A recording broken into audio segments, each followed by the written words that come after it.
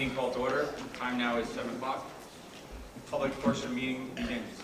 New Jersey Open Public Meeting Law was enacted to ensure the rights of the public to have advance notice of and to attend the meetings of public bodies at which any business affecting their interest is discussed or acted upon.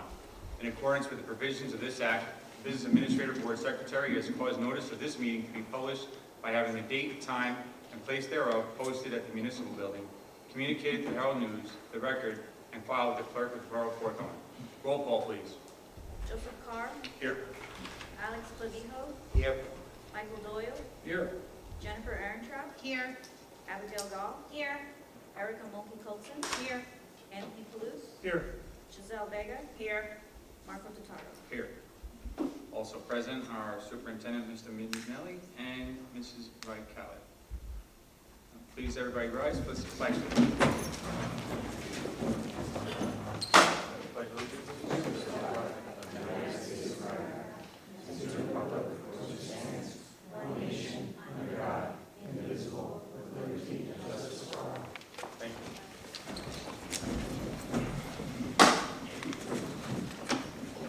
Meeting regulations.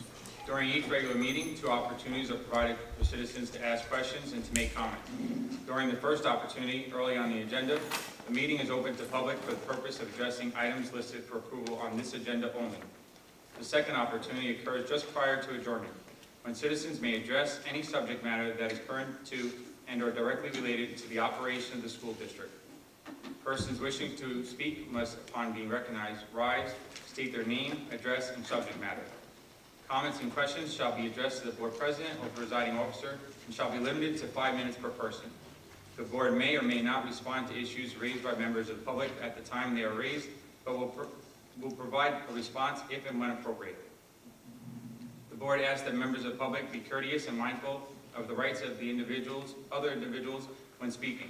Please note that the board will not respond to comments regarding students or board employees in light of the privacy rights held by those individuals. Moreover, the board discourages comments about such individuals and will not be responsible for such comments. Members of the public who choose to speak during this public session should carefully consider their comments, since they could be held personally liable for any statements they make. Finally, please note that in accordance with the district policy, the board will not officially comment or respond to any matter mentioned unless it can confirm that the matter has first been brought to the attention of the appropriate personnel in an attempt to resolve the issue. Public be heard, agenda items only. Seeing none, moving on. Approval of the minutes, August 19, 2025, work session and regular meeting, public. Motion. Second. Discussion? Roll call, please.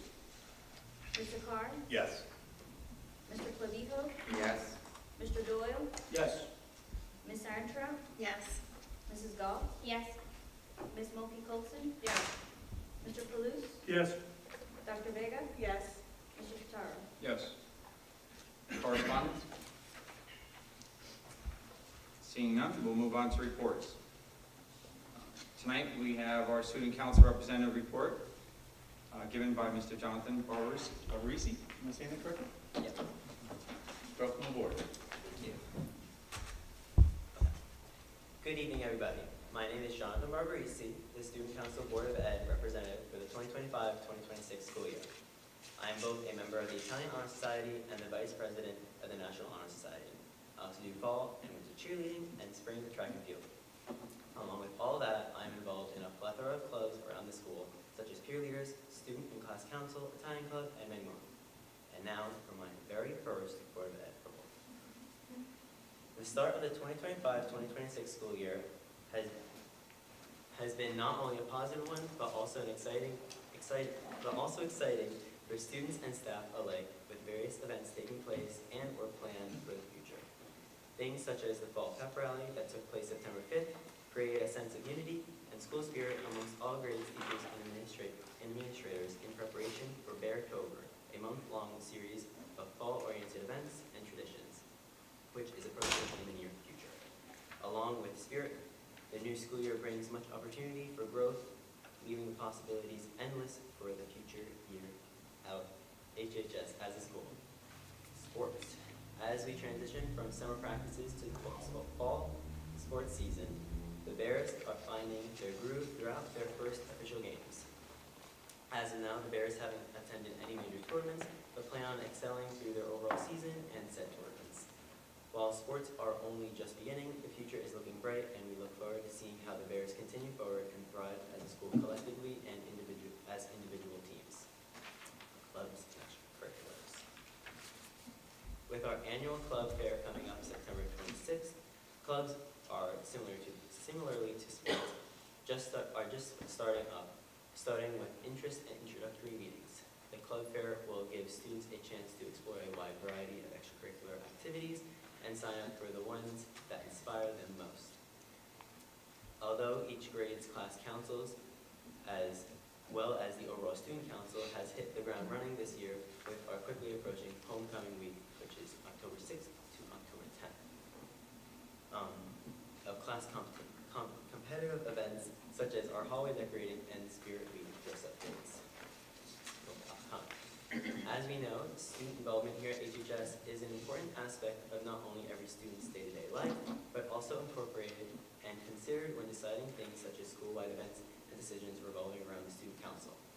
Especially with our Beartober in mind, we look toward our student body for support, opinions, and ideas for not only how we can improve their school year, but also increase overall school spirit going forward.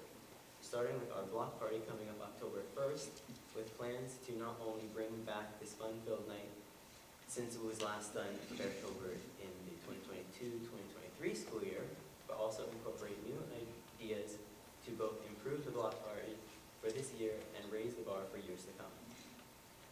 With all that being said, I appreciate my presence being welcomed here today and look forward to our future meetings for the 2025-2026 school year.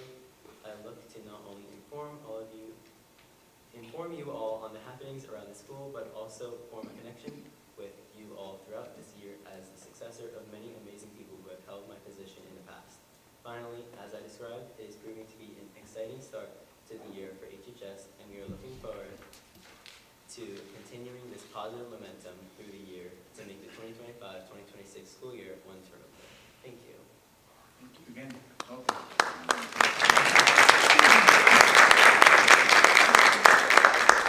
Moving on to our superintendent's report. Good evening, everyone.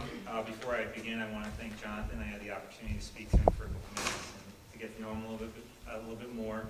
And I'll say he's an exceptional kid, and he represents the type of student that we want in Hawthorne. Appreciate you being part of this, and we look forward to working with you this year. So I'll keep my report brief tonight because we'll be presenting our district goals for the 25-26 school year a little later in this meeting. But I'll say that the beginning of the school year has been very successful. Our dedicated staff have been doing outstanding work, both in the classroom and out on the athletic fields. It's been wonderful to see our student athletes in action, representing Hawthorne with pride and energy.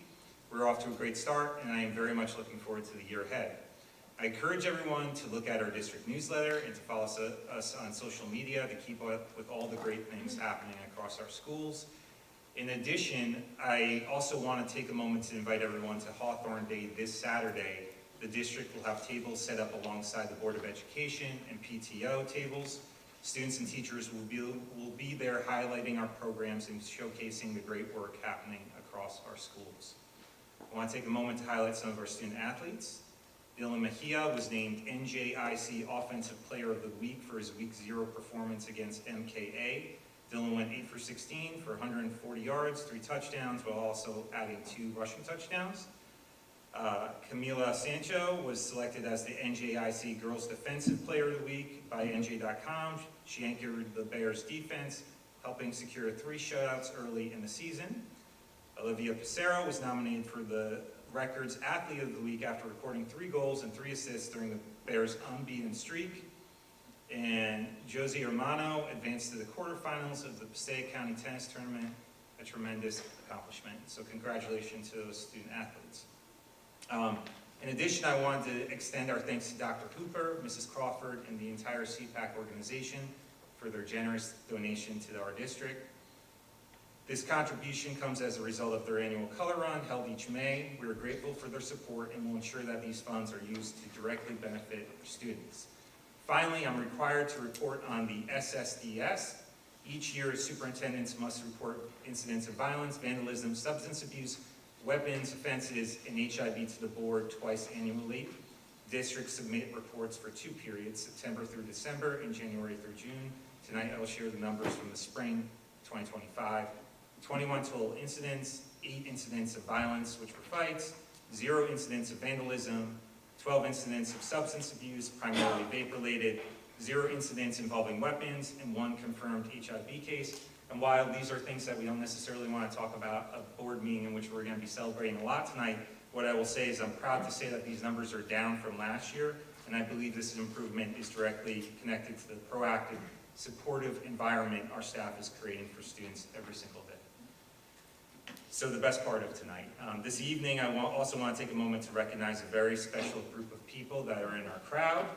Our district employees who have reached the remarkable milestone of 5 years of service in education. 25 years of service in education is very special, and we're still standing, which I'm happy to see. Still in the classroom, still being members of our staff to support our school system. A quarter of a century is an extraordinary commitment. Their dedication, perseverance, and care has shaped the lives of countless students and families in our community. It is an honor to celebrate them publicly tonight and to thank them for their lasting contributions to the Hawthorne Public Schools. So I'd like to ask our board president to present the gifts. I'm going to say a couple words, and I would also ask our administrators if you would come up to shake a couple hands. I would appreciate that, regardless of what school you come from. Come on up.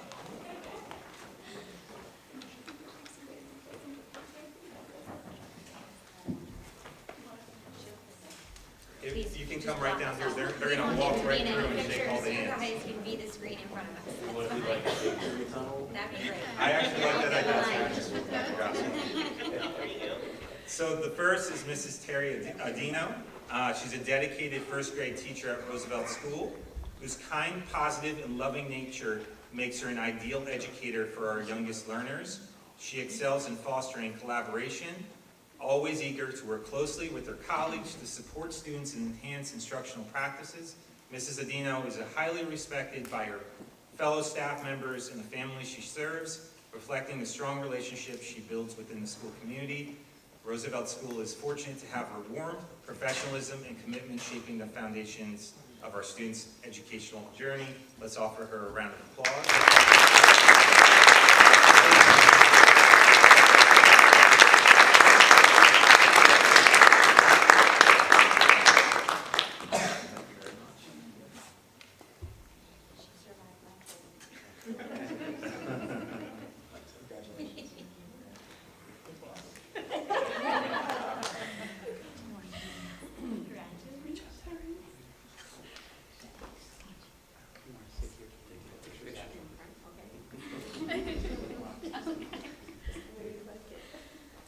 Next, we have Mr. Sean Van Winkle, who I don't believe is here tonight, but I did want to honor him.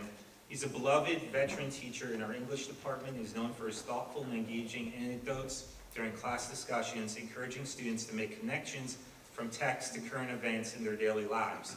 His approachable and welcoming demeanor allows him to foster strong relationships with his students that extend far beyond graduation. Mr. Van Winkle is an empathetic and supportive teacher who has emotionally and instructionally supported both his students and clinical interns throughout his tenure at HHS. Additionally, he has always expressed that despite being a longtime veteran educator here at Hawthorne, he always enjoys learning new strategies from new teachers and fellow staff members. The variety of classes he teaches allows his impact to reach a wide range of students, leading our journalism program and guiding the next generation of teachers through our careers and education classes. Thank you, Mr. Van Winkle, for all you have given to this community and our students.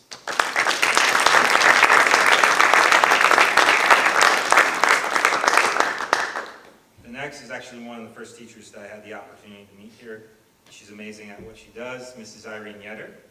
Actually, I think she should stand, and as I call your name, stand up so you can take in the full remarks that are given to you. Mrs. Irene Yetter serves as Roosevelt School's academic coordinator and plays an active role in a variety of committees, including School Improvement Panel, School Safety Team, Social Media Committee, INRS Committee, Cardiac Crisis Team, and RTI Committee. She also coordinates the district's BSI program at the elementary level, ensuring that students receive the support they need to succeed.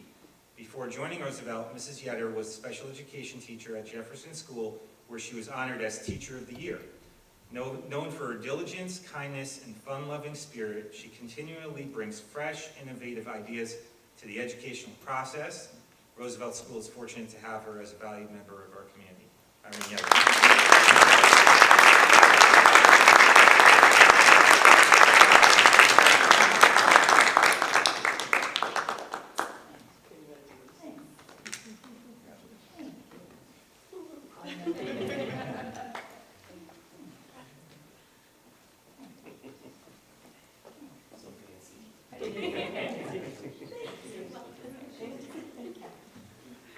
Next, we have Mr. Sean Kaminsky. This evening, we're proud to honor Mr. Sean Kaminsky for 25 years of dedicated service to the Hawthorne Public School District. Mr. Kaminsky is a physical education teacher at Hawthorne High School, and it was clear how deeply committed he was to his students from day one. He not only teaches the importance of physical fitness and healthy lifestyles, but he also works tirelessly to support the mental health and well-being of every child in his care. He's known for his compassion, his willingness to listen, and the way he makes each student feel valued. Among his colleagues, he is admired as well. Year after year, he continues to be nominated by his peers for our school's Character Recognition Awards. Dependable, caring, and steadfast in his mission, Mr. Kaminsky exemplifies what it means to be an educator who truly makes a difference. We're proud to have him on our staff and grateful for his 25 years of service.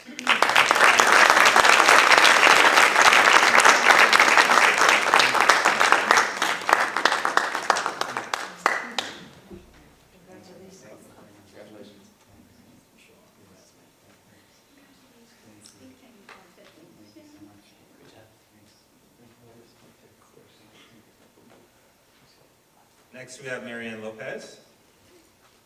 Marianne Lopez is proudly celebrating her 25th year of teaching in the Hawthorne School District. Her many years of service reflect both her deep commitment to education and her unwavering dedication to Hawthorne schools. Mrs. Lopez teaches Italian at the middle school and also provides engaging language lessons to all 5th grade students across the district's elementary schools. As a veteran teacher, she continues to bring fresh ideas and innovative approaches to her classroom. She welcomes feedback and is always seeking new ways to create meaningful learning experiences for her students. Beyond her excellence as an educator, Mrs. Lopez is known for her warmth and infectious laughter, which can often be heard in the hallways. Her positive spirit and optimistic outlook brighten the school environment and bring smiles to her colleagues and students alike. Ms. Lopez.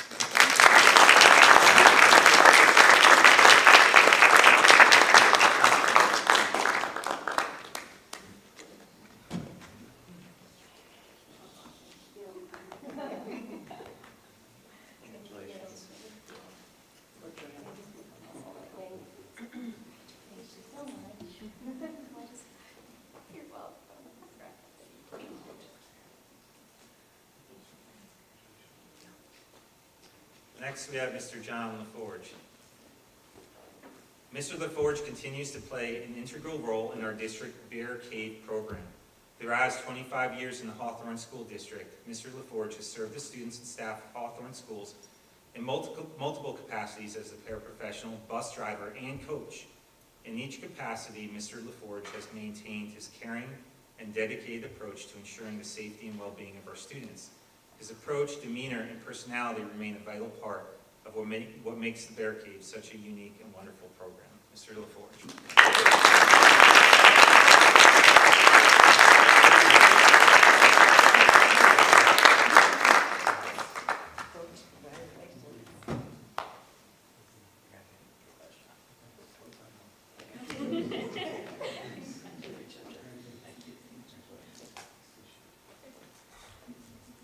Next, we have Ms. Julie Schmidberger. Ms. Julie Schmidberger has been a dedicated paraprofessional in the district for 25 years, bringing her experience and commitment to students at the elementary, middle, and high school levels across a wide range of special education programs. Throughout her career, she has consistently demonstrated a willingness to embrace new challenges while providing strong support for students with special needs. Her tremendous work ethic, combined with her reliability and compassion, makes her a valuable resource not only for students, but also for colleagues and administration.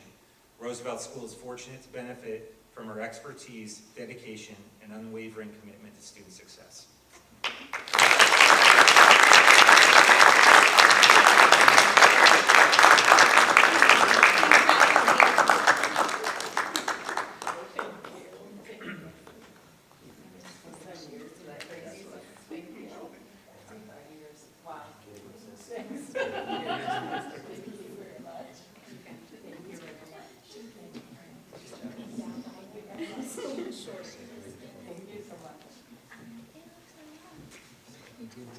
Next, we have the first employee that I ever met from Hawthorne. I met the Board of Ed members first, but then for the night that I was being brought in as superintendent, I was trying to figure out how to get into the high school. And a man by the name of Cheeto greeted me and let me into the building. So we have a couple words for him. This evening, we are proud to recognize a very special member of the Hawthorne Public Schools team. For 25 years, Cheeto has been a constant presence in our district, working tirelessly behind the scenes to make sure our schools run smoothly and safely. As a resident of Hawthorne, he has shown true pride and ownership in his work. Whether it's clearing snow before the sun rises, repairing boilers in the middle of winter, or updating water fountains so our students have clean drinking water, Cheeto has always been there to keep our schools running. He leads by example, serving as union president, and always quick to support both his colleagues and the district. And no matter what the challenge, he does it all with a positive attitude and a smile. On behalf of the Board of Education, administration, staff, students, and families of Hawthorne, we thank Cheeto for 25 years of service, dedication, and pride in our schools. We're fortunate to have him as part of the Hawthorne family.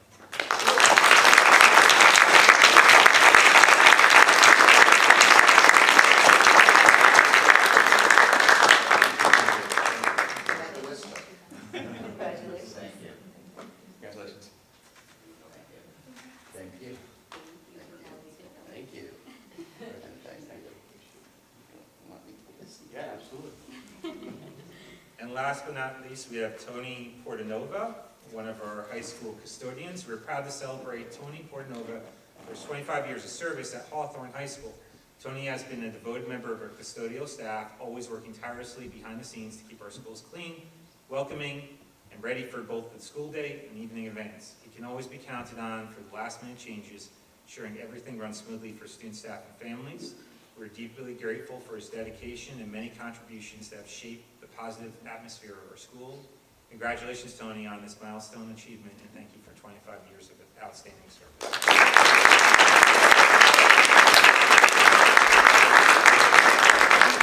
So just one last time, please join me in giving all of our 25-year honorees a well-deserved round of applause. We're looking forward to the next 25 years of your service.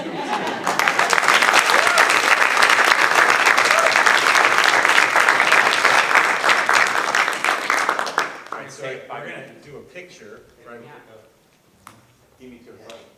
with everybody. If we get the board on this side too, we're going to take a picture and then a 5-minute break and then reconvene.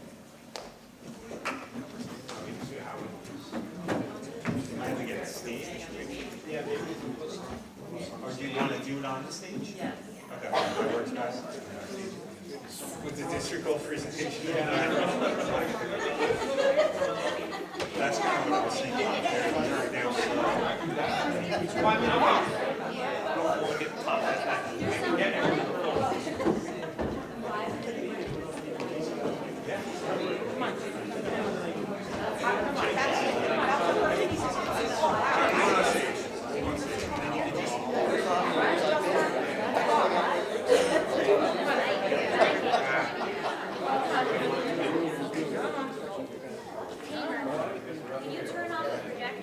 Yes.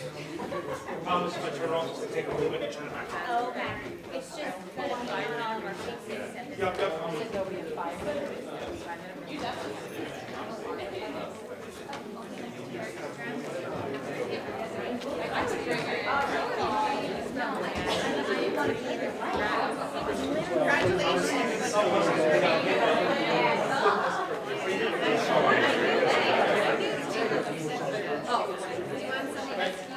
Yeah, I was just thinking, some of us can get down here.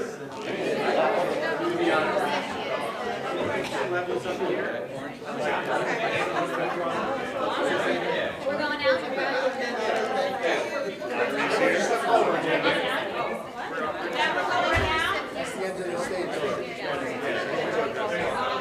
at home are getting real loud. Oh, good. We got the lines together. We're all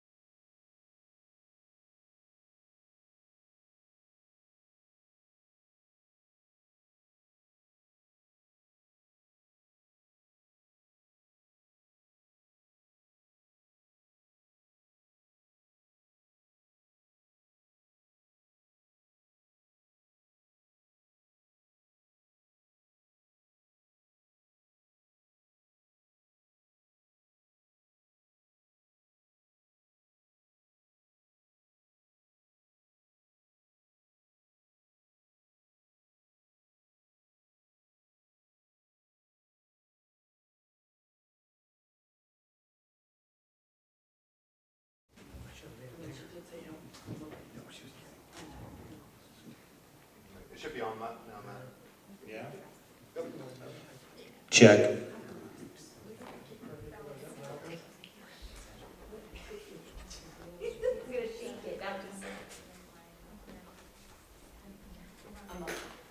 I'm clicking and shake it. She said it was empty, so I'm gonna shake it. It's just decorative. Ready when you guys are.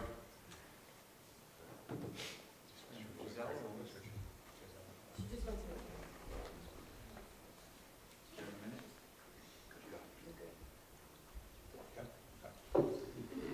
All right, so now on to the next segment of the night, which is the presentation of our district and board goals.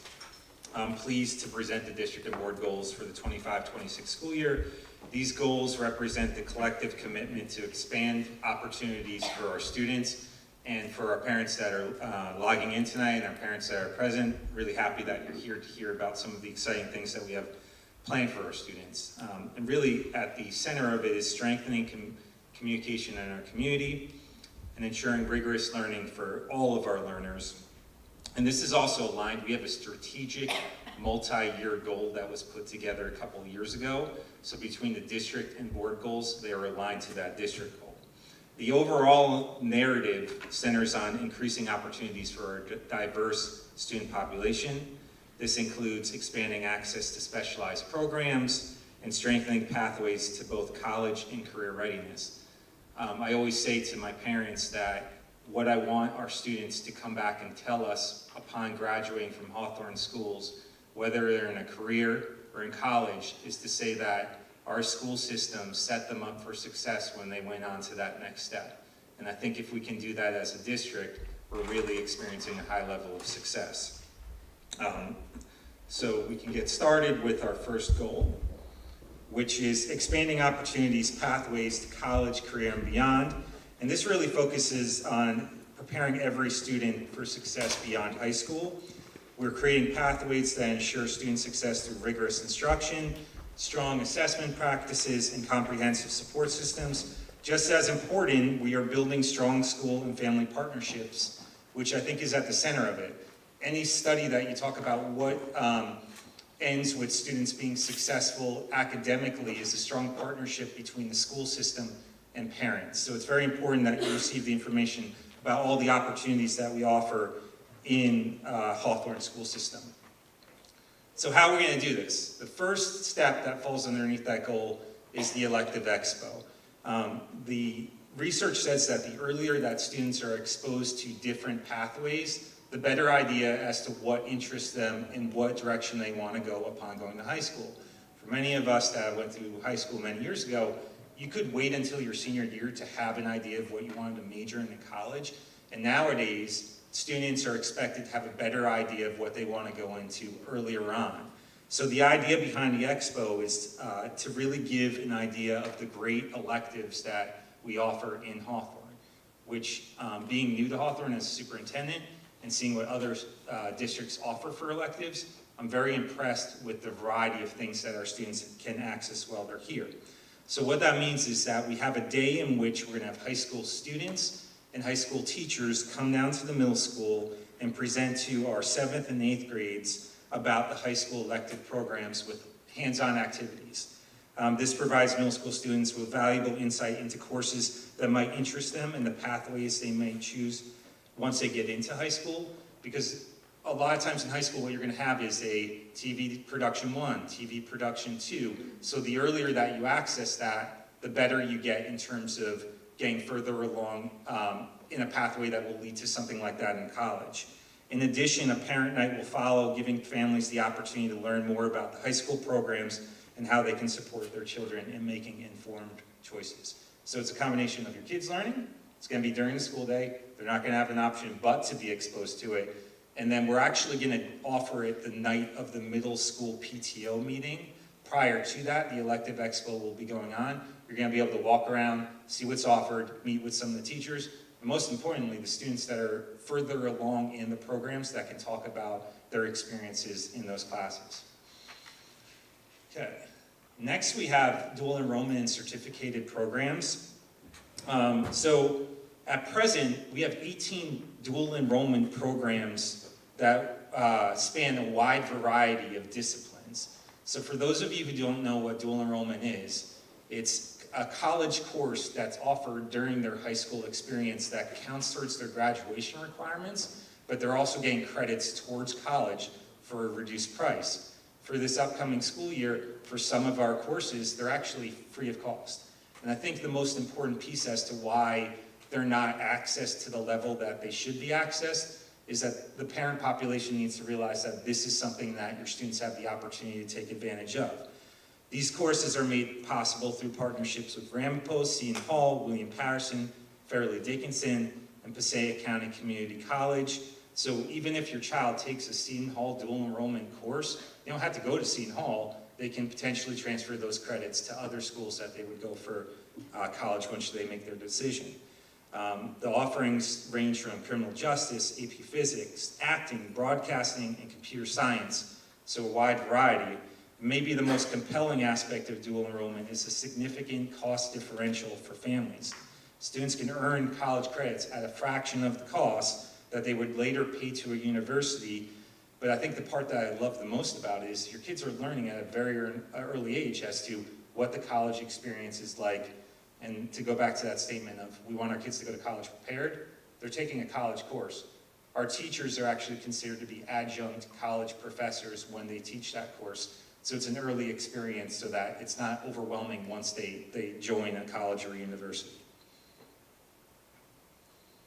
Next we have our Gifted and Talented program, which is going to be, the Gifted and Talented program is going to be isolated to the elementary grade levels. We currently have something in place, but the idea is to offer a more robust and developmentally appropriate program for the following school year that has challenging and enriching experiences for our youngest learners, which again, what we want to build here is they're exiting elementary and they're even more well prepared for the middle school experience. So that's going to be a year-long process in which we're going to reboot that program.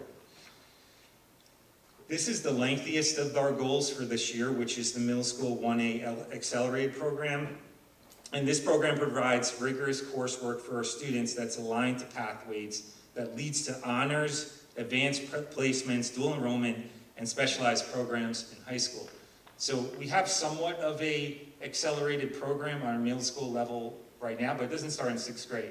And the idea is to start building some of the skills, some of the exposure to more rigorous coursework upon coming into the middle school experience. And we'll talk about some of the pathways that come from it. So there's 3 different pathways for this accelerated program. The first is called STEM 1A, which is math and science. So we have some students that accelerate in math and science. There's Humanities 1A, which is ELA and social studies.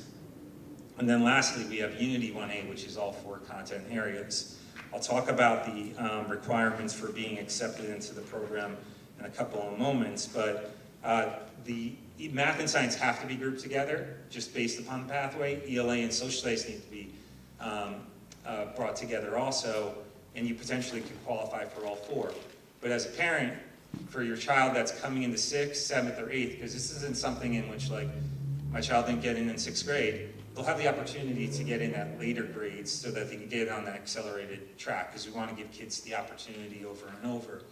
But if your child got into 6th grade 1A Unity and you said it's going to be a lot for them, you have the opportunity to choose from just STEM or humanities. So for our 5th grade class right now, for any parent that's watching or is present here today, the way that it would look is that students would start taking a sequence of math courses that would allow them to reach Algebra 1 by 8th grade, which we call Option 2, because technically Algebra 1 is a high school course, so they're accessing a high school course as an 8th grader. So in 6th grade, they take a combination of 6th and 7th grade math. In 7th grade, they take math 7th and 8th, which is a pre-algebra course, and then in 8th grade, they'll take Algebra 1. But because we're rolling this out for the upcoming 6th graders, we wanted to make sure that the current 6th graders and 7th graders have the opportunity to take advantage of the program also. So current 6th graders will have the opportunity to enter the program in 7th grade. This approach ensures that students who are ready to accelerate still have access to advanced pathways, even if they were not part of the program in 6th grade. So they have the opportunity to get into pre-algebra as a 7th grader, and then they would jump into the track that follows from there. And for our current 7th graders, they will be able to, some of them are already in pre-algebra. We have that at the middle school. So they would move into the 8th grade algebra program upon coming into their 8th grade year. But those that are currently not in the 7th grade pre-algebra program will take a placement test this year that would allow them to access it as an 8th grader. I know this is a lot to digest, but this presentation will also be posted on the website, and we're always happy to field any questions that you might have. This is probably going to put it into the best picture of what the progression would look like. So if I'm in the 1A course or track, I'll take Algebra 1 as a freshman, Geometry Honors as a sophomore, Geometry Honors as a freshman, Algebra 2 as a sophomore, as a junior pre-calc, and then as a senior, because the pre-calc program is intended to prepare our students for a Calc AB or a Calc BC course, our students could potentially be in, which we've not had this in Hawthorne, a Calculus BC course as a senior, which really prepares them for if they're going into engineering or anything math related or architecture. I know our student representative is going into architecture next year. You're taking some accelerated math courses right now because you know that's going to be of value. So we want our students to have access to the highest level courses if they are prepared to take those on. So that's part of the pathways for math. So from the science perspective, nothing really changes. We have earth science in 6th, life science in 7th, in 8th grade we have physical science, but the way that it's delivered changes a little bit. So students will engage in rigorous hands-on learning experiences, conduct complex investigations, integrate data analysis, modeling, technology, cover content at an accelerated pace, which I think is the key to the science piece of it, is it's much faster, solve real-world open-ended problems, give them more enrichment opportunities, and really develop their critical thinking, problem-solving, and interdisciplinary application when they're in the classroom. So the track for this would be 1A Science as an 8th grade, Physics Honors as a freshman, Chemistry Honors as a sophomore, AP Bio and AP as a junior, and AP Chem as a senior. And all those courses that you're seeing that are started off are dual enrollment courses. So they could also take AP Physics or AP Environmental Science as sophomores, juniors, or seniors. The idea is they're starting early on this track that's going to really prepare them for these rigorous courses upon getting into high school. So how are we determining who gets into the 1A program? Part of it is NJSLA scores, which is an assessment that we give on an annual basis. We would look for the 5th graders at the standards, the standard-based assessments to determine proficiency. Their iReady, which is a new program that we're using this year, their percentile ranking on there. We have a rubric that's going to analyze critical thinking and academic behaviors, potentially a placement test. But the idea behind it is that, and I had this in my previous district, is that you're looking at the student holistically and not making the consideration based upon one data point. So moving on to humanities. So the pathway remains the same, that 6th, 7th, and 8th grade English, but the way that it's taught, the way that it's assessed changes a little bit, in that you're going to be offering more advanced text selections above grade level Lexile levels, complex topics, and again, the accelerated pace of it. Increased exposure to literature, they're going to be reading more novels as part of it, more nonfiction novels, supplementary text.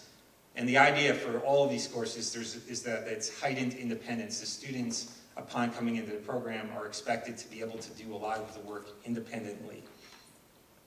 So that's our English 1A track.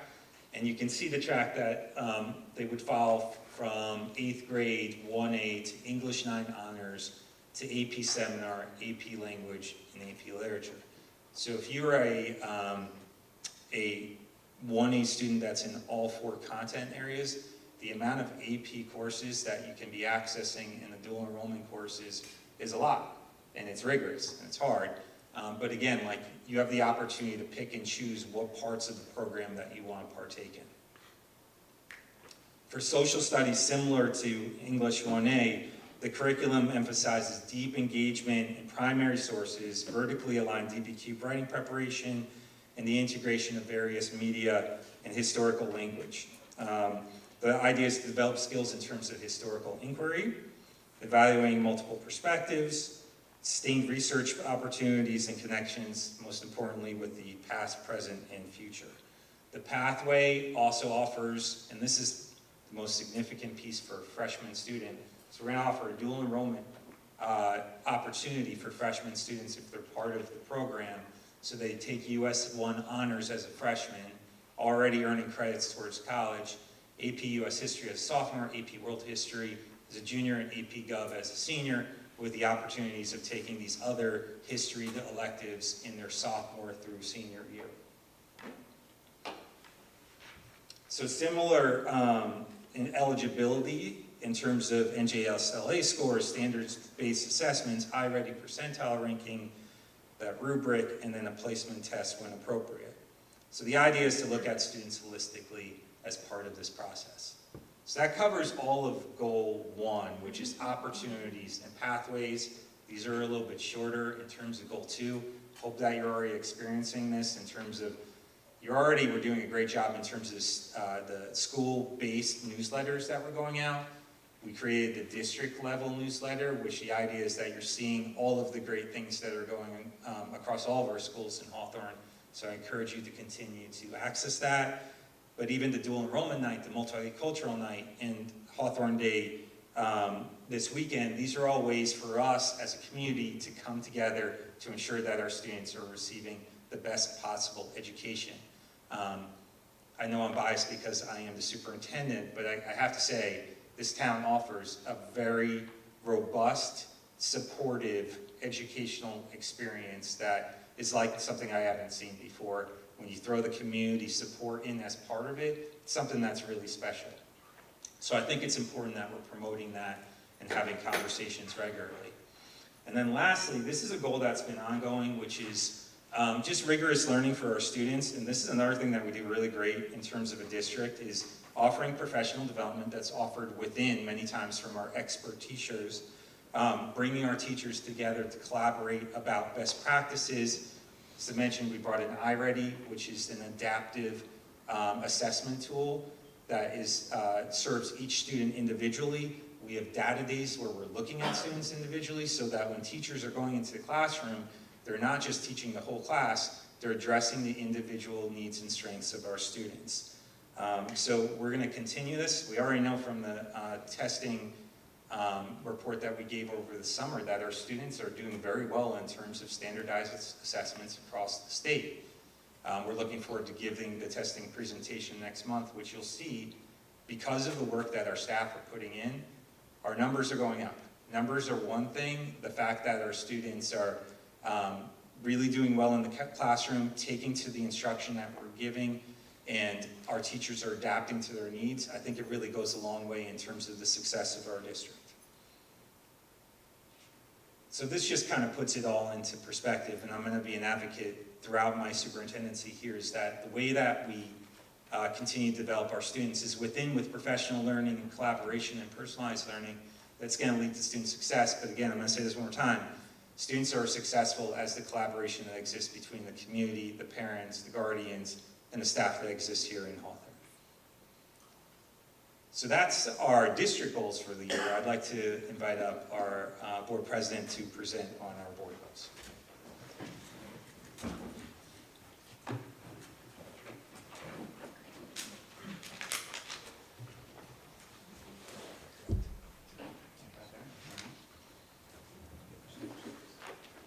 All right. Thank you, Mr. Minginelli. On July 29th, the Hawthorne Board of Education met with our field service representative, Kelly Mitchell, from the New Jersey New Jersey Schools Board Association, to conduct a board self-evaluation workshop. Mrs. Mitchell facilitated the retreat, and based on the discussion and notes, the board developed and voted upon 3 goals for the 2025-2026 school year. For those of you who are not aware, you may ask, why do we have these board goals? Board goals provide the focus and direction for the Board of Education. They serve as the roadmap for the decision-making, ensuring that every action taken by the board supports student learning, reflects community priorities, and advances the district's long-term success. By setting measurable goals, the board strengthens accountability, promotes transparency, and unites the community around shared objectives. You may then wonder, how do we achieve those goals? Well, we achieve them through careful planning, right? Inclusive with community input, right? Having you guys come and attending these board meetings, right? Providing feedback, and ongoing accountability. Each goal is supported by clear action steps, realistic timelines, and opportunity for reflection.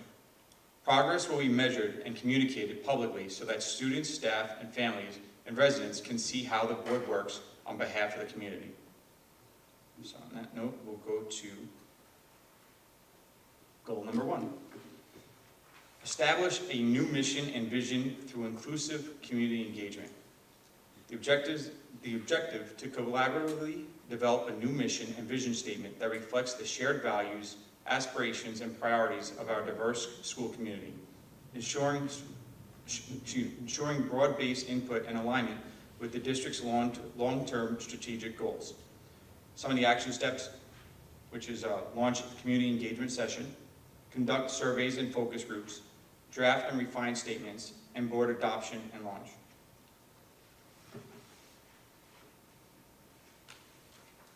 Goal number 2, celebrate and elevate student and staff achievement across the district, like what we have done here today by recognizing our teachers with 25 years of service. Objective is to foster a culture of excellence by recognizing and celebrating high levels of student academic achievement, positive character, and staff accomplishments. The board will explore and implement formal recognition programs to inspire pride, motivation, and continued success throughout the school community. Some of these steps are to establish recognition framework, introduce character and achievement awards programs, highlight achievement at board meetings, and engage stakeholders in nominations. Board Goal 3, strengthen board governance through improved meeting structure and strategic focus.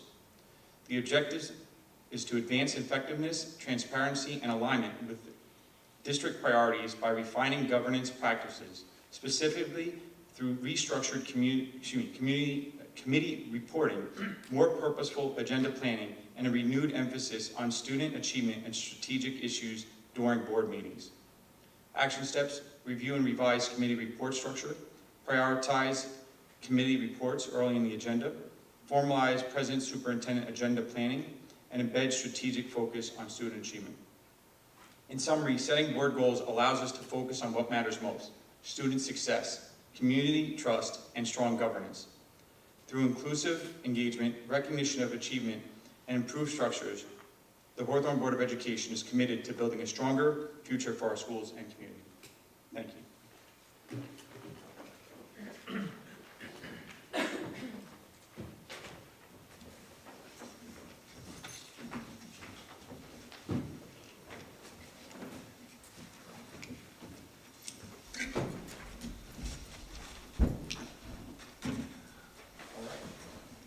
With that, we will go on to committee and liaison reports, starting with legislative. Mr. Carr. Thank you, Mr. President. On August 21st, 2025, Governor Murphy signed the following bill into law. School Council Certification, Bill S-1784, A3424. This establishes several requirements related to school counselor certification and employment. The law defines the role of a school counselor as someone who recognizes and responds to the need for mental health services that promote social and emotional wellness and development for all students, and is tasked with designing and delivering a comprehensive program for school counseling that promotes the achievement of students. The law will require each school counselor employed by a district to provide certain school counseling services, including but not limited to specific services enumerated in the legislation. School counselors to complete professional development in relevant areas such as the promotion of mental health awareness and trauma-informed counseling.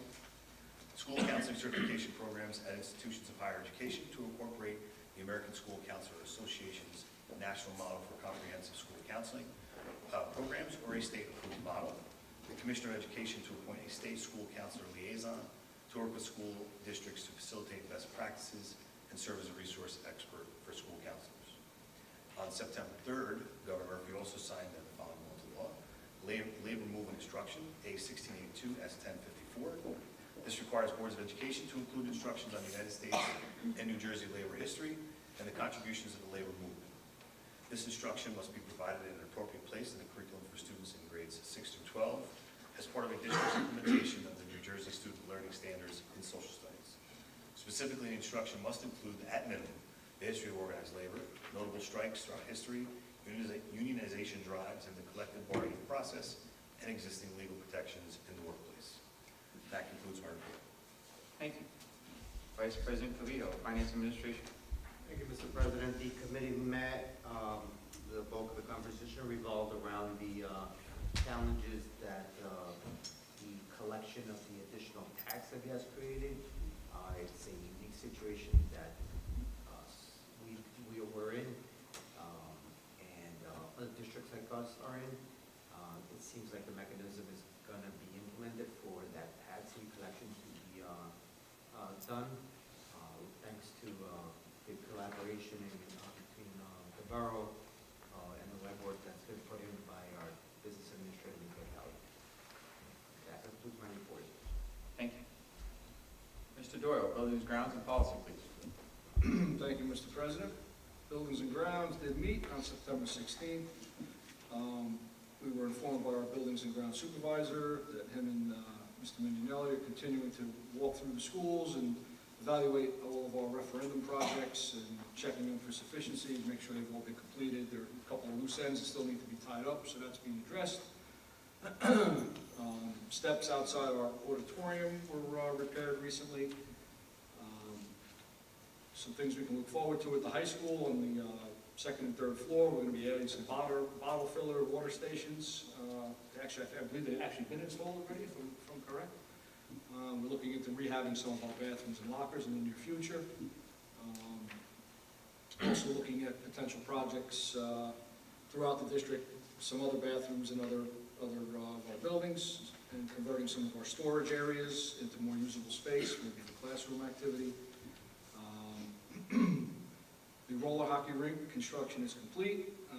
Buildings and Grounds Supervisor is performing a basic inspection on that to ensure the project was completed to the submitted specifications. Mr. Mignonelli also will be meeting with the borough to discuss specific aspects of that MOA.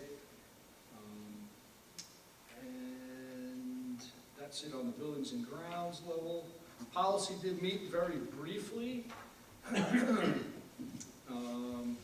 We're still discussing our previous policy regulations audit.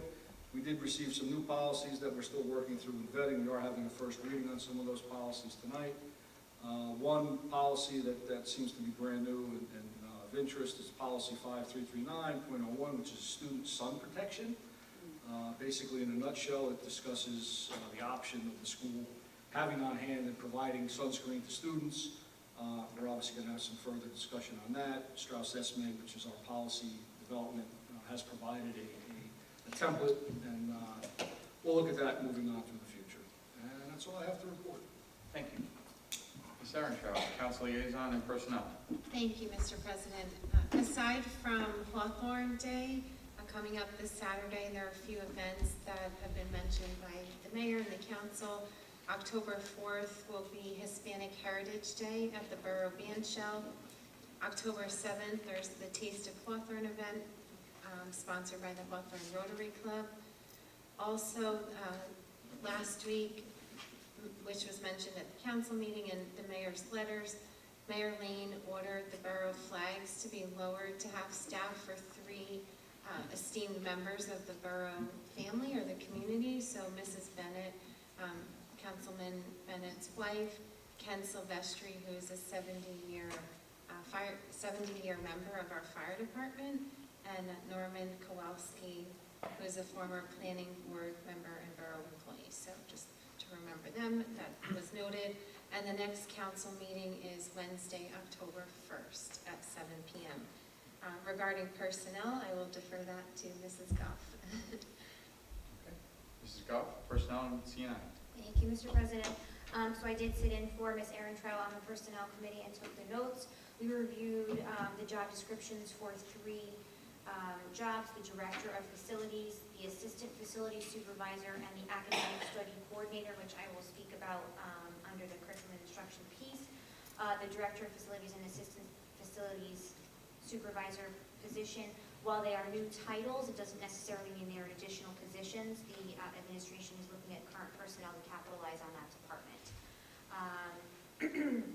For CNI, the bulk of our meeting was spent on reviewing the goals, namely the initiatives that fall under that goal one, which are all amazing things that we were really happy to see, and I couldn't wait to type them up and share them out with the rest of the board. The second part of the meeting, we did talk about the position of academic study coordinator. So this would be someone it's a new position that would be at the high school, and it would replace a daily sub. They would be covering classes in one central location, and teachers would have to submit their submit the plans to the students the night before or the morning of, and the students would get notification to report to the central location.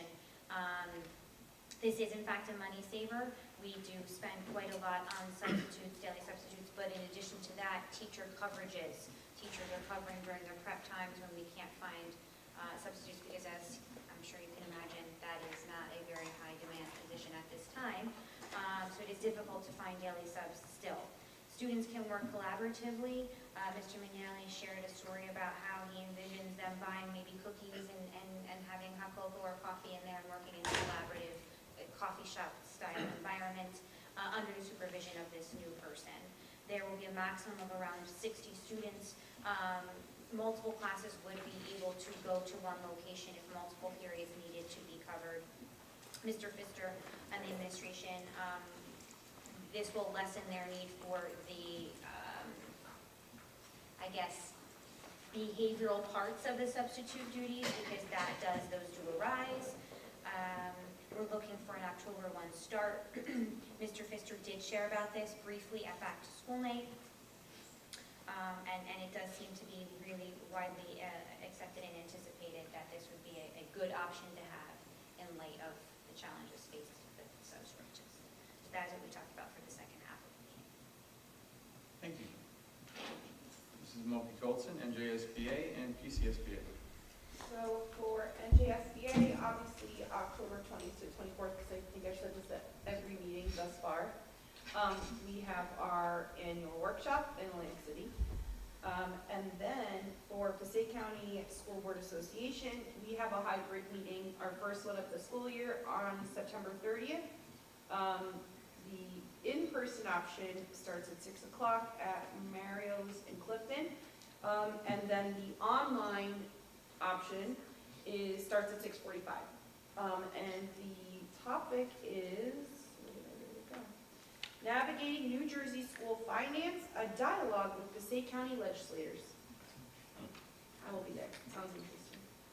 Thank you. Thank you. Thank you. Mr. Blues, have CPAC PTOs. Thank you, Mr. President. I have a lot to say. Hopefully I can get through it and not forget what I was supposed to be doing here, but we'll start with everyone is in need, all the PTOs, the Ed Foundation, CPAC, everyone's always in need of volunteers. So if you can do it in any capacity, just volunteer for your local PTO. I have for CPAC, it would be greatly appreciated. We'll start tomorrow night with Washington School PTO is having a give back at Tasty Pizza. If you can stop in and have dinner to help out Washington School, it would be appreciated as well. Most of this information, I'll repeat a few times, is on Facebook pages. You can look up, there's flyers. I print them, it's really hard for you to see here, but you can get this information on each one of their Facebook pages.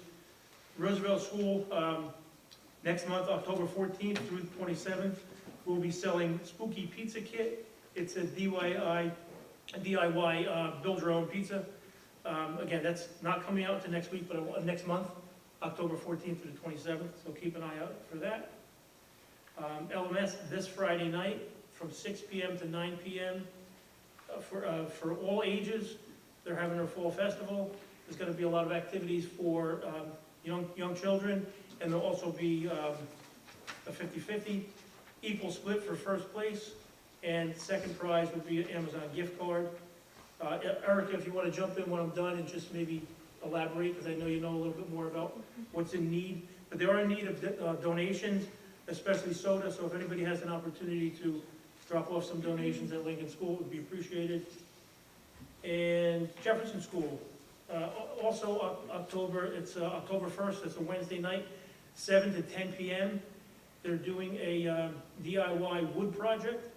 It's a parents' night out. It's, again, all details are on this Facebook page, but it's at Board and Brush and Ramsey.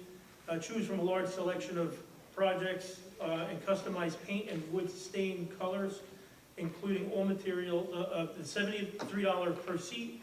It's for ages 16 and up. It's limited space, so pre-register early. Again, you can find this out on the Facebook page, but it is a opportunity to get a night out and create a nice wood project.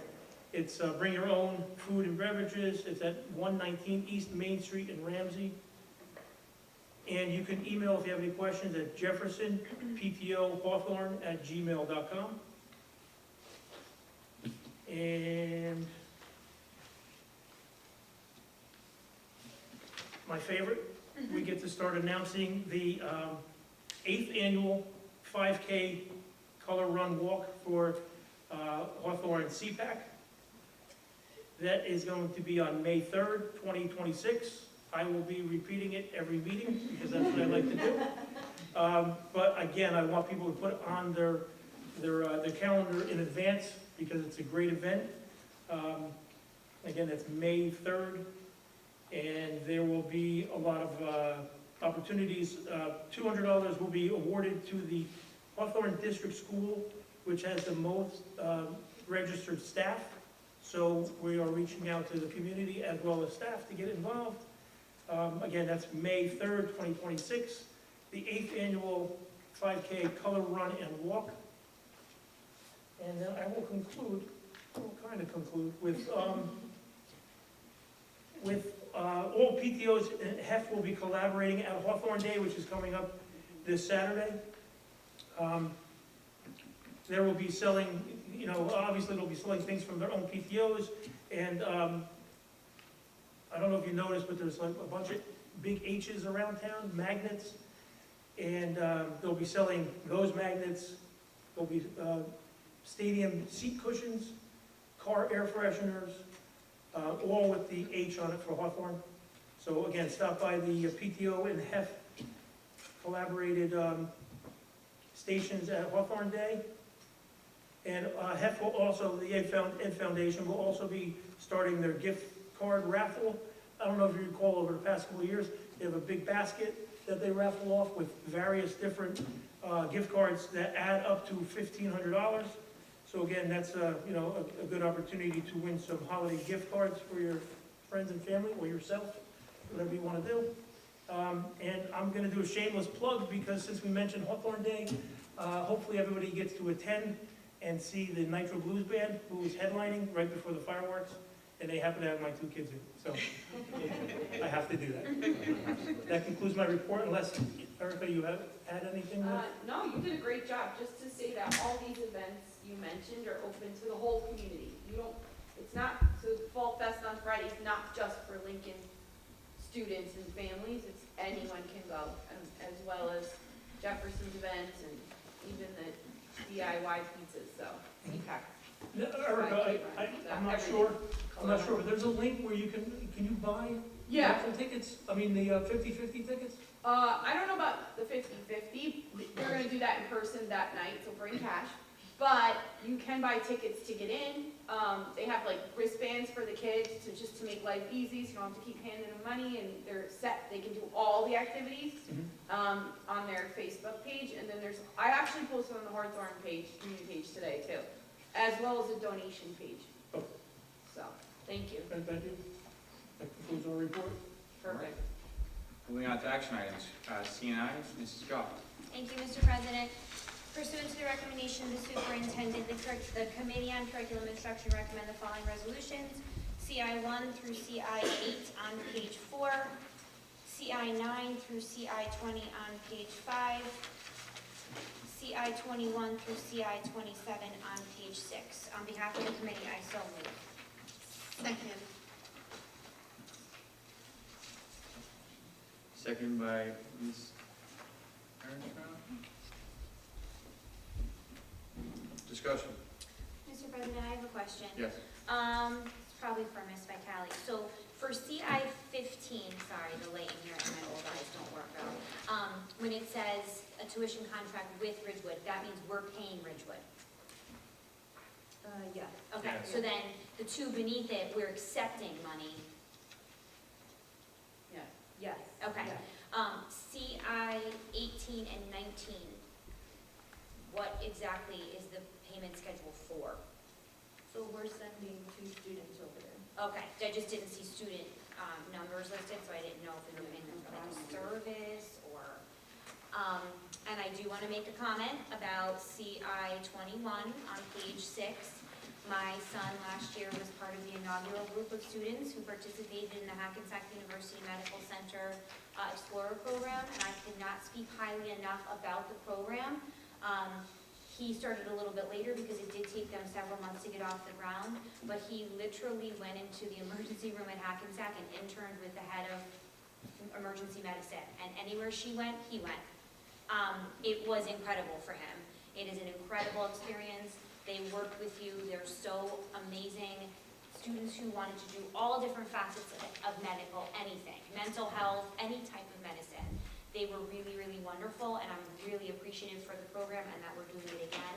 I do know that a lot of the community doesn't know about it. It was a little bit of a startup mid-year last year. So these are the types of things that I love to talk about and praise because it doesn't really, it's not out there yet. I did bring it up to a senior parent, and I asked, and she was like, I don't think my kid knows about that. So I love that we offer these things, and we just have to promote our own things that we're doing. But super happy to see it on here again because it was a tremendous experience for my own kid. Thank you. Roll call. Oh, questions? On CI 20, question about our awesome Bear Cave program. The 2 questions are, what's the, how many students do we have this year? And tuition for this year, how does it compare to last year's tuition? So we currently have 4 students. And Ms. Vitale, if you want to talk a little bit about the determination of the tuition. So we earned our tuition back in June, but then we reassessed the tuition based on the number of students in the program and also trying to make ourselves more marketable to attract other students to come and attend our program. So that's why we're approving this new tuition amount. And do you remind me, did it go up, did it go down? I don't So have a recollection. it went down, It went down? yeah. And this is just basic tuition, so if they needed extra services and aid, supports of that nature, it would be in addition to. This is basic tuition. Thank you. So, just to piggyback on that, I guess I've never asked this question before, when we have a student come to us, for example, CI 16 and 17, are we then running like IEP meetings yearly and supplying therapy and a paraprofessional because now they're coming to our district, or is their hometown still taking care of those things? I can answer that, as someone who does that. The hometown writes the IEP, typically, and so the sending district is involved in the IEP process, but we, as the receiving district, would implement so they're paying a la carte. If they need physical therapy, they're paying for that extra, but it is our physical therapist. But they're running the IEP meeting with their case managers, but we're teaching them and modifying and putting all the IEP in The place. case manager comes to Hawthorne, so I came here and sat in on the IEP meeting here. With our teachers. With the team here, Okay, that makes more sense. yeah. So Because, it's the teachers here, the service providers here, a case manager here, and a case manager from the Senate district. Okay. I'm not saying that's always how it's done, but the student that I sent here, that's what we did. okay, so, I like how you said a la carte, because that makes more sense. So Yes. let's say a student needs a behaviorist and a behavior plan, Yes. or we need to collect that, whatever. That a la carte would be added onto their tuition, Yes. but we don't know that student, right? So is that tuition then, is it like an Change? IEP, like forever changing, or is that set, right? So I see one student is not paying what the tuition rate is, they're paying a little more, right? So can that change down the road, or once it's once it's board approved, that's it. Does that make sense? No, they've changed tuition amounts. It changed yearly. Right, I guess what I'm saying, we don't know, right? We don't know this student in particular, that's coming into our You're district. saying mid-year they need an aide that wasn't projected. Well, even the first day of school, Yeah. we don't know, and then and it's transition's hard, and now there's behavioral issues, and we have to use our resources again to help the student, and they need something that we didn't intend on. Are we then able to charge for that? Because you're saying à la carte, but. Right. I don't mean, know my own. the contract can change depending Okay. on the needs of the student, but initially, I think all those discussions would happen before, Hopefully, yeah, the sending districts, because they're sending it here, because we have the services. Right. Otherwise, they wouldn't send their student here. Right. Well, Yeah. we would hope. Typically, someone who's going out of district has an extensive, they have everything they're going to need here. But I wouldn't see why you couldn't. Well, sometimes it's harder than we thought Yes. originally. That's in Yeah. every case, that's every school, not just out of district. I'm just asking out of curiosity. Yeah. Okay, thank you. Is there, sorry, one more thing. For 18 and 19, are there supposed to be file numbers on those? So those are, there's general students, so it's like state aid numbers. They're not, it's not a typical concept. So that's why it looks different as every single other one? Okay, all right, thank you. Okay. Roll call, please. Mr. Clavijo? Yes. Mr. Doyle? Yes.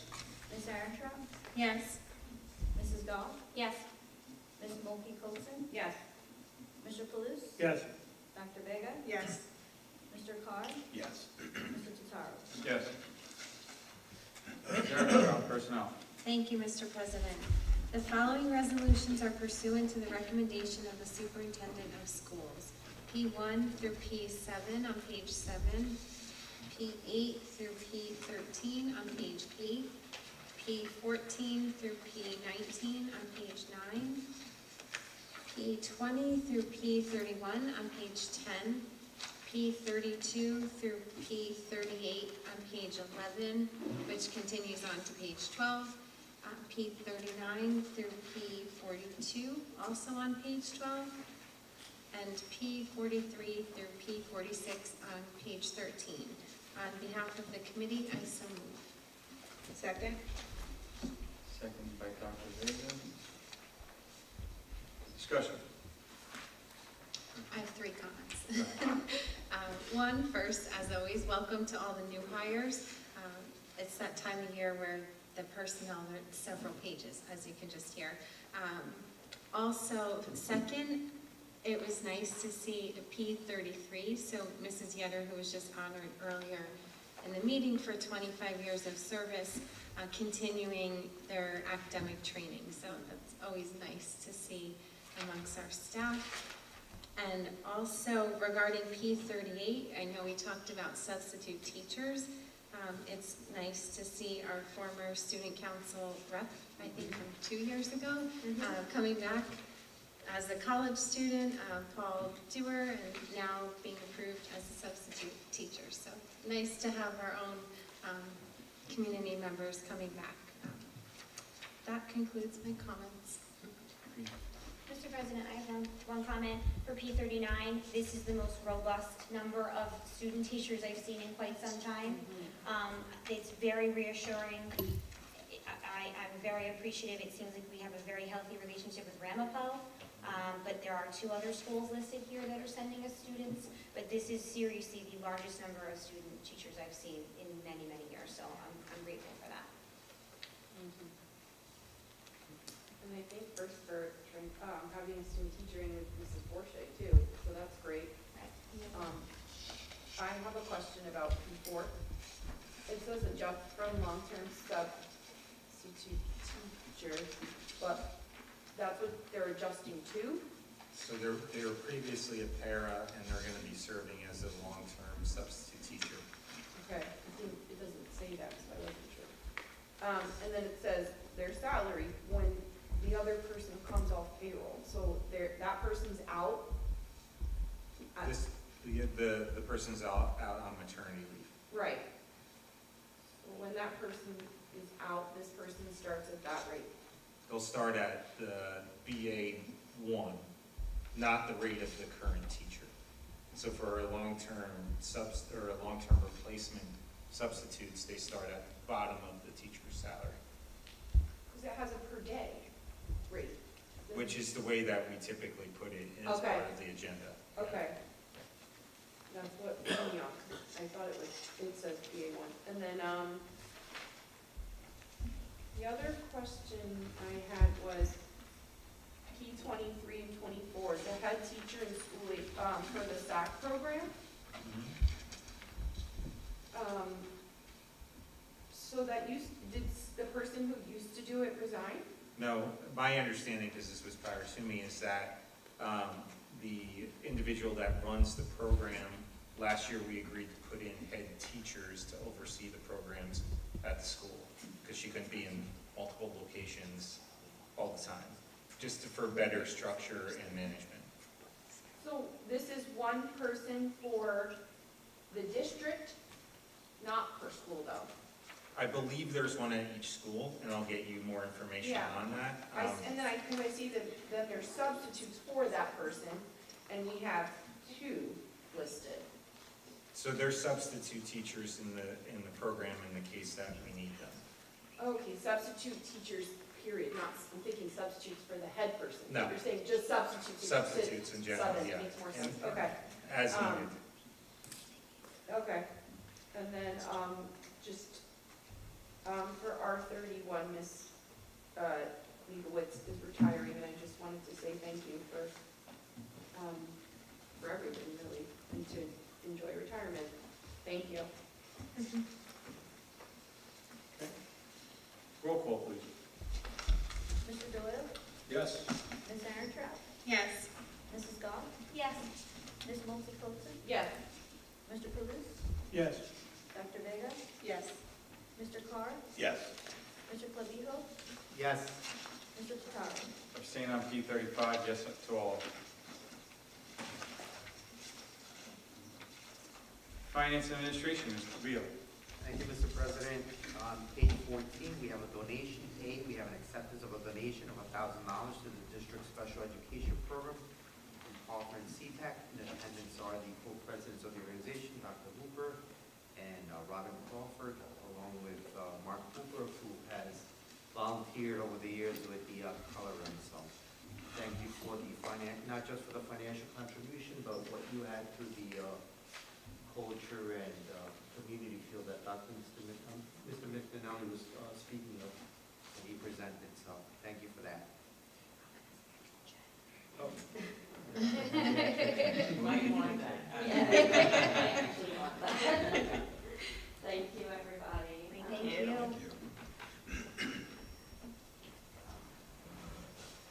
Thank you so much. Thank you so much. Thank you.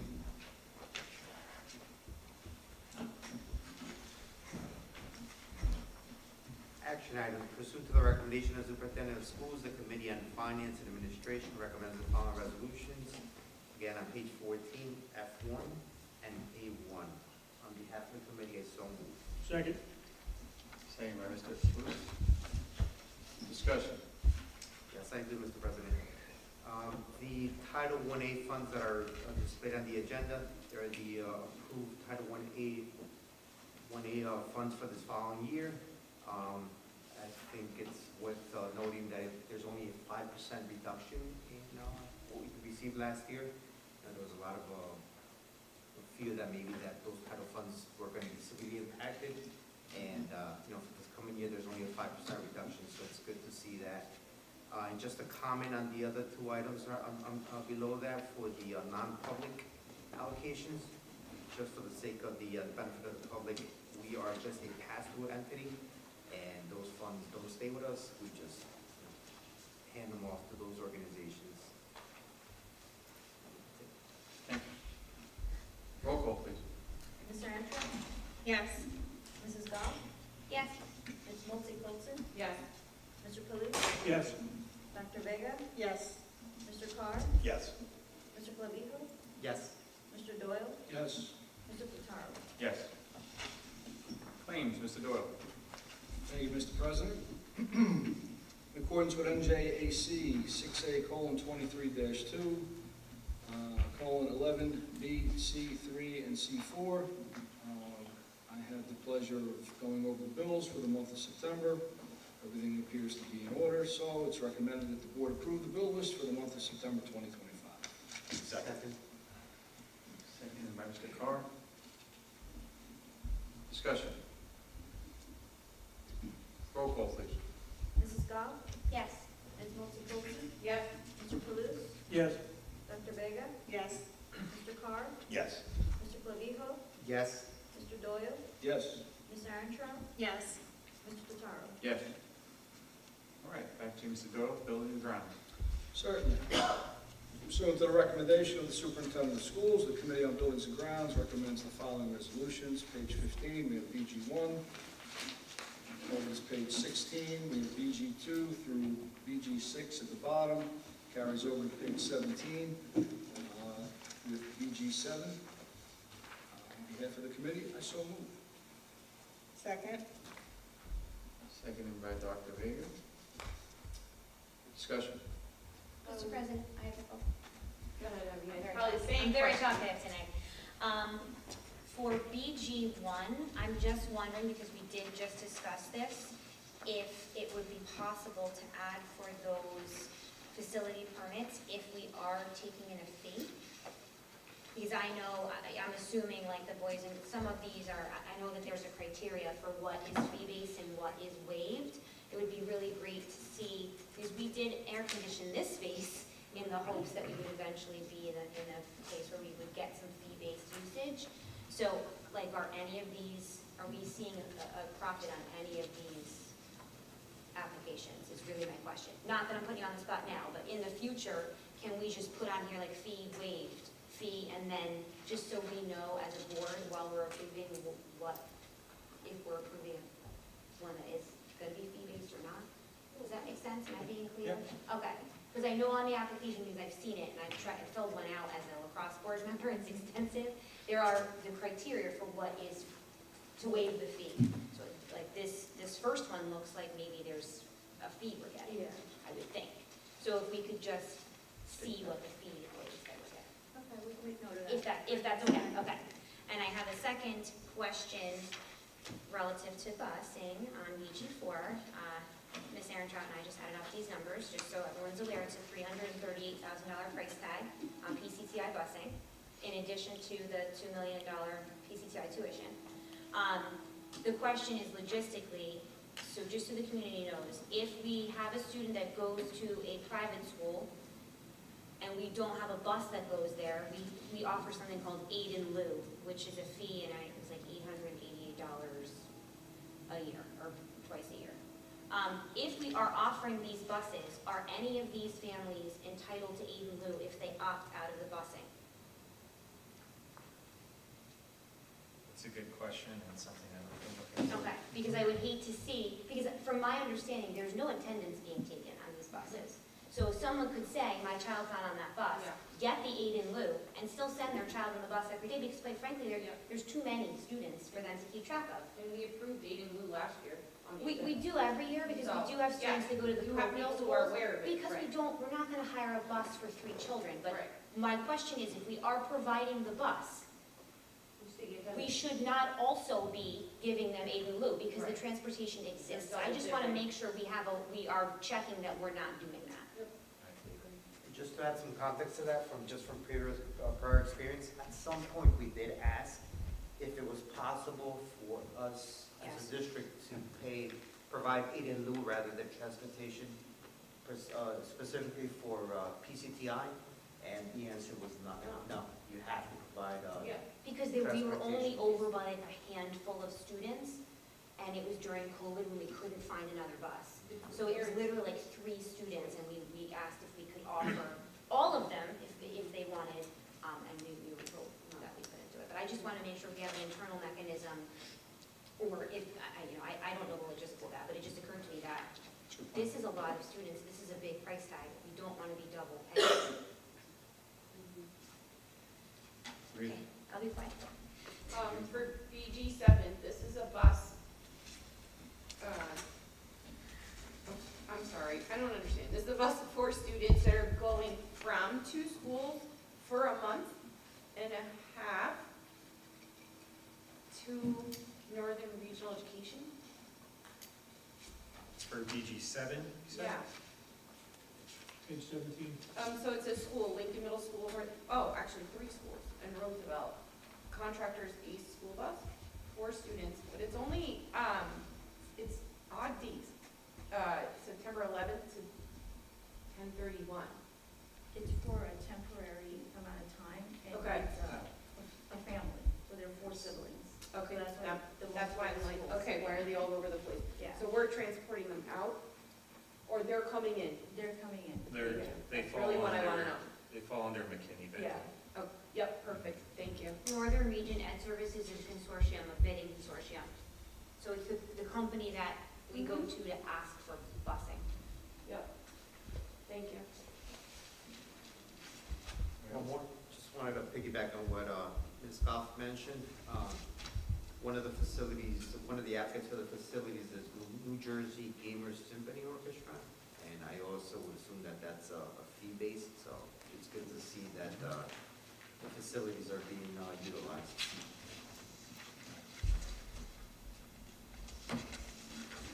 Roll call, please. Ms. Montse Colson, Yes. Mr. Palusa, Yes. Dr. Vega, Yes. Mr. Carr, Yes. Mr. Clavijo, Yes. Mr. Doyle, Yes. Ms. Arontraut, Yes. Mrs. Goff, Yes. Mr. Tataro. Yes. Still a busy month. Policy. Job is never done. Pursuant to the recommendation of the superintendent of schools, the Committee on Policy recommends the following resolutions. Bottom of page 17, we have PO1. It's the first reading of these policies. Carries over to page 18. On behalf of the committee, I so move. Second. Second by Mr. Trevino. Discussion? Yes. This is the first reading, so then will we get the information before the second reading on these policies? I So we believe can it's see what's. available for you already. I think it's in the folder. It is? Yeah, it's in Okay. the board folder under committee, and you can Okay, access each that's- of them. Where I didn't see it. Okay, thank you. That's it. Roll call. Mr. Palusa, Yes. Dr. Vega, Yes. Mr. Carr, Yes. Mr. Clavijo, Yes. Mr. Doyle, Yes. Ms. Arontraut, Yes. Mrs. Goff, Yes. Ms. Montse Colson, Yes. Mr. Tataro. Yes. All right, at this time, public be heard. Members of the public may ask questions or make comments on educational issues or school matters. Seeing none, we will move on to general comments and questions from the board related to the school district. We'll go around, state which one it is, new business, old business, or general comments, starting with Mr. Plus. Just general comments for congratulations to everyone who was here tonight, being recognized for 25 years. Thank you for your service. Good for me. General comment and new business. So general comment, welcome again, Jonathan. You did a great job in your first meeting, and we're happy to have you. If you need anything from us, ask us whatever questions you want. We're glad to help. Next, new business. I have some donations from the American Labor Museum. They provided books. They received a grant from the New Jersey Historical Commission to publish these books regarding labor history. I don't think, they're for 4th graders. They're being distributed to 4th grade classrooms throughout the state. I think they have like 30,000 copies published. So I brought some for our 4th graders. I know Mr. Carr mentioned about the new order that was signed regarding labor history. I don't know how maybe this can help, but I know it should go to the 4th grade classes. The museum is the first of its kind in the country, and it's right here in Haledon, so maybe our students will make it there one day. So that concludes my comments. Scott? I just just want to really take a moment to thank our new administrative team, Mr. Mignelli, Ms. Vicali, and Manny, I only know him by name. As I was saying it, I was like, oh. I mean, they really have hit the ground running, and I think one of the most amazing things is that they are always listening and willing to do things. For example, I walked in the front door of the high school the other day and was just so pleasantly taken aback by the mulch. I mean, it sounds so silly, but I was like, I love this mulch. And just little things like that, agenda changes that have been made, the honoring of the quarter century club, the 25-year employees, things that have been brought up, but really just really embracing all these things with open arms, and your willingness to listen is really, really greatly appreciated. So we're very, very grateful. Leo? General comments, condolences to the family members. I lost, the Hawthorne community members that were lost during this past week. Also want to wish our teachers, staff, and full teams a great year. We want to wish Bear Cave good luck on their first Bear Cafe coming up this Friday, so good luck to them out there. That's all I have. Thank you. Mr. George? I'm good. Dr. Vega? Just some general comments. I want to say welcome to Jonathan. You did an amazing job today, and I'm looking forward to the rest of this year working with you. Congratulations again to the teachers and staff who were given awards for 25 years. I know it was said before, but I feel like it's something that should be said over and over again. 25 years is amazing to, dedicate your life to children and helping them grow and become productive members of society. I think it's honorable. And then lastly, I am so excited about the elementary school opportunities. As a parent of a 5th grader, I am looking forward to see the possibilities that she is going to have in middle school, and seeing what has been offered in the past and what is being offered in the high school only pushes my expectations even higher for what can be given to the to the middle school students. So, thank you to everyone who put in so much work to, put that together, because I'm at a loss for words for how excited and happy I am for that. So thank you. Thank you. Mr. Carr? How do I follow that up? Top. Jonathan, welcome, and congratulations to all of our 25-year teacher recipients tonight. I can follow that up. I also am really impressed with what's happened in July 1st, 2.5 months. The presentation tonight, and Dr. Tripona, everyone involved, I am very appreciative. You are obviously listening to our parents, and so we are all excited to see, where our kids are going to go and what the changes will create down the line. And I wanted to say congratulations to everyone who's honored tonight, 25 years. A lot of those teachers started right before I got to high school, and some of me feel old, but I want to give a special shout out to Mr. LaForge, John LaForge. He's been in the high school as a one-on-one para, he's been in the middle school as a shared para, and now he's in the Bear Cave in the transition program. He's, like you said earlier, he's a coach, he is a bowling coach, he's a track coach, he even drives the bus. He went and got a bus license years ago so he could drive his athletes to, be able to partake. So I just think and he's a graduate of Hawthorne, right? So that's what we talk about when we say the portrait of a bear. So it's really nice to see. So that's it. Thank you. Thank you. Continuing on with general comments, again, welcome aboard, Jonathan. Pleasure to meet you and looking forward to working with you. Condolences to those we've lost in the community, and just on a positive note, being at Jefferson back to school night. I know tomorrow, I believe, is LMS. We saw Mark at Jefferson supporting CPAC, and great to see you there and everything that you're doing to support and still continuing on, right, for the school district. And same thing applies, seeing on the agenda with Paul Durr, a previous student rep who's now going to be working for us. Amazing things, right? 2 years ago, he was sitting next to us. And a reminder for Hawthorne High School Athletic Hall of Fame. I believe that closes for nominations on September 30th, if I'm not mistaken.